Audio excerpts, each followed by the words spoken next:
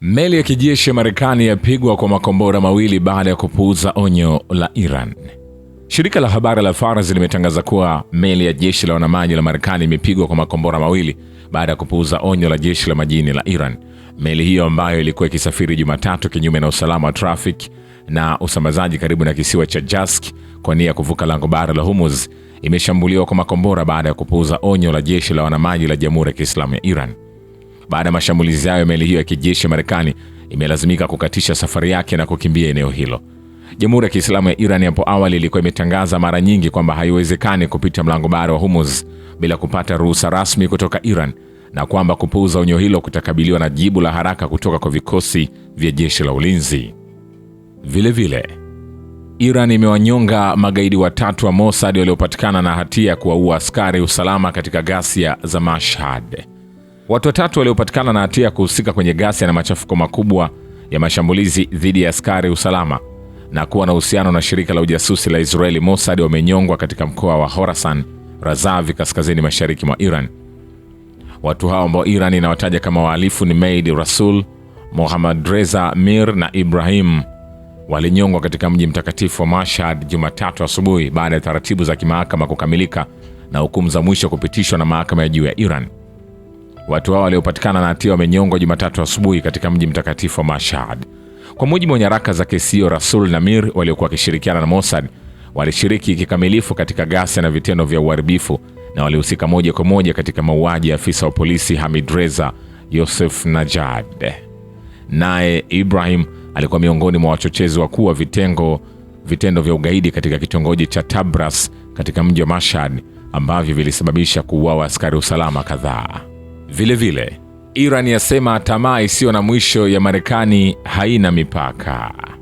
Iran imesema kuwa Marekani haijaacha mwenendo wake wa madai kupita kiasi na tamaa isiyo na kikomo, ikithibitisha kuwa imepokea jibu la watawala wa Washington kuhusu pendekezo la Iran la mpango wa pointi 14 unaohusu mazungumzo ya pande zote yenye lengo la kusitisha vita dhidi ya Jamhuri ya Kiislamu. Akizungumza katika mkutano wa kila wiki na waandishi wa habari siku ya Jumatatu, msemaji wa Wizara ya Mambo ya Nje ya Iran Ismail Baghei amesema kuwa Iran imepokea jibu la Marekani kupitia upatanishi wa Pakistan na kwa sasa inalifanyia tathmini, lakini hakutoa maelezo mahususi kuhusu yaliyomo kwenye jibu hilo. Ameongeza kuwa Marekani inaendelea na tabia yake ya tamaa ya kudumu na madai yasiyo na mipaka. Anasema tunakabiliana na upande unaobadilisha misimamo yake mara kwa mara, jambo ambalo linafanya mchakato wowote wa kidiplomasia kuwa mgumu zaidi. Baghei amepinga uvumi ulioripotiwa na baadhi ya vyombo vya habari kuhusu masuala ya nyuklia, akisema kuwa uvumi huo umetokana na majadiliano ya awali ambayo yalihusisha tu suala la nyuklia. Amesisitiza kuwa mazungumzo kuhusu urutubishaji wa urani ni dhana tu. Katika hatua hii hatuzungumzii chochote kingine isipokuwa kusitishwa kabisa kwa vita. Aidha, amebaini kuwa Iran itatangaza msimamo wake baada ya kufikia hitimisho, tena kupitia Pakistani ambayo ni mpatanishi.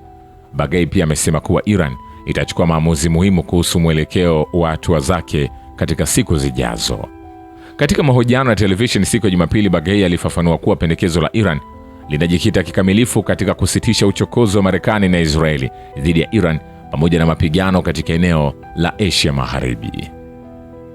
Vile waziri wa mambo ya nje wa Iran Said Abbas Araghchi amesema kuwa matukio ya karibuni katika mlango bahari wa Hormuz yameweka wazi tena kwamba hakuna suluhisho la kijeshi kwa mgogoro wa kisiasa unaoikumba kanda ya Asia Magharibi, akisisitiza upya sera ya Jamhuri ya Kiislamu ya kufuatilia diplomasia kutoka katika nafasi za nguvu. Katika ujumbe aliochapisha kwenye mtandao wa X usiku wa Jumatatu, Araghchi ameeleza kuwa mazungumzo yasiyo moja kwa moja kati ya Iran na Marekani yanaendelea kupiga hatua kwa uthabiti, huku akizipongeza juhudi za Pakistan kwa upatanishi wake wa dhati na wenye kujenga. Amesema mazungumzo yanapoendelea kupata mafanikio kutokana na juhudi za Pakistan, Marekani inapaswa kwa makini isije ikavutwa tena katika dimbwi la matatizo na wale wasiolitakia mema eneo hili. Vivyo hivyo kwa Umoja wa Falme za Kiarabu. Mwanadiplomasia huyo mkuu wa Iran pia amekosoa vikali kile ambacho Washington imekuwa ikikitangaza sana kama mradi wa uhuru wenye lengo la kuongeza mashinikizo ya kijeshi katika mlango wa Hormuz, na ameutaja mpango huo kuwa ni mradi wa mkwamo. Kauli za Araghchi zinakuja wakati ambapo Jamhuri ya Kiislamu kupitia uwezo wake wa kujihami na udhibiti wake thabiti katika njia hiyo ya kimkakati ya baharini imeweza kuthibitisha kwamba jaribio lolote la kutaka kulazimisha matokeo kwa nguvu au vitisho halitaweza kufanikiwa. Maafisa wa Iran wamekuwa wakisisitiza kuwa usalama wa kudumu wa kikanda unaweza kupatikana tu kwa msingi wa heshima ya pande zote, kuheshimu mamlaka ya kitaifa na mazungumzo ya kweli yasiyoandamana na vitisho wala vikwazo. Pakistani kwa upande wake imekuwa na nafasi inayotambuliwa na kuthaminiwa sana katika kurahisisha mazungumzo haya, jambo linaloakisi msimamo wa wahusika makini wa kikanda wa kupendelea suluhisho za amani na mazungumzo badala ya kuendeleza mvutano. Lakini hayo yakiendelea, mvutano kati ya Marekani na Iran kuhusu mlango bahari wa Hormuz unaendelea, huku juhudi za kujaribu kuumaliza kwa njia ya mazungumzo zikionekana kukwama. Umoja wa Falme za Kiarabu umeikosoa Iran kwa kuishambulia. Waziri wa mambo ya nje wa Iran Abbas Araghchi ameionya Marekani dhidi ya mbinu za kijeshi za kukabiliana na mgogoro kuhusu mlango bahari wa Hormuz uliofungwa. Marekani imesema imeharibu boti kadhaa za Iran siku ya Jumatatu, na Umoja wa Falme za Kiarabu umeripoti mashambulizi mapya kwenye eneo lake katika ongezeko kubwa zaidi la machafuko tangu makubaliano dhaifu ya kusitisha mapigano yalipofikiwa Mashariki ya Kati. Baada ya meli za kivita za Marekani kuingia kwenye mlango bahari wa Hormuz siku ya Jumatatu, Rais wa Marekani alisema Iran imefyatua risasi lakini haikusababisha athari zozote isipokuwa uharibifu wa meli ya Korea Kusini. Trump aliongeza kuwa vikosi vya Marekani vimezidungua boti 7 ndogo za kijeshi za Iran. Kamanda wa Marekani mapema alisema meli 6 kama hizo ziliharibiwa, lakini Teherani ilikanusha kuwa hakuna iliyozamishwa. Madai ya Marekani kwamba ilizamisha boti kadhaa za kivita za Iran ni ya uongo, afisa mkuu wa jeshi la Iran alinukuliwa akisema na televisheni ya serikali. Afisa wa jeshi la Israeli alisema jeshi hilo liko macho katika hali ya tahadhari na lilikuwa likifuatilia hali hiyo. Vyombo vya habari vya serikali vimeripoti kwamba watu 2 walijeruhiwa wakati jengo la makazi lilipolengwa huko Buka nchini Oman, kando ya pwani ya mlango bahari wa Hormuz. Wakati huo mamlaka katika Umoja wa Falme za Kiarabu zinasema falme hizo zilisema shambulio la Iran lilikuwa limeilenga nchi hiyo, ikilikita shambulio hilo kwa ni ongezeko la hatari la machafuko na uchokozi wa kusema ina haki ya kujibu. Lakini waziri mkuu wa Uingereza Keir Starmer yeye amelaani mashambulizi ya ndege zisizo na rubani za Iran na makombora yaliyolenga Umoja wa Falme za Kiarabu. Starmer alitaka Iran kushiriki katika mchakato wa diplomasia ili kuzuia kuongezeka zaidi kwa mapigano Mashariki ya Kati. Ofisi ya waziri mkuu ilisema, nikwambie hivi, hatujamaliza. Vile kamanda wa kitengo cha juu zaidi cha uendeshaji wa operesheni za jeshi cha Iran ameonya kuwa majeshi ya Iran yatalenga vikosi vyovyote vya kigeni, hasa vile vya jeshi la Marekani vitakavyojaribu kukaribia au kuingia katika mlango bahari wa Hormuz, njia nyeti ya kimkakati ya baharini. Katika taarifa iliyotolewa Jumatatu, Meja Jenerali Ali Abdullahi, kamanda wa makao makuu ya Khatam al-Anbiya, amesisitiza tena kwamba usalama wa mlango bahari wa Hormuz uko chini ya mamlaka ya pekee ya vikosi vya kijeshi vya Jamhuri ya Kiislamu ya Iran. Amebaini kuwa kupita salama kwa meli zote katika njia hiyo muhimu ya maji lazima kuratibiwe na vikosi vya kijeshi vya Iran. Jenerali Abdullahi amesema kuwa viongozi wa halifu na jeshi la Marekani lenye hulka uchokozi na ugaidi hivi karibuni wamegeukia vitendo vya uharamia na uporaji katika maji ya kimataifa, hatua inayohatarisha biashara kimataifa na usalama wa uchumi wa dunia.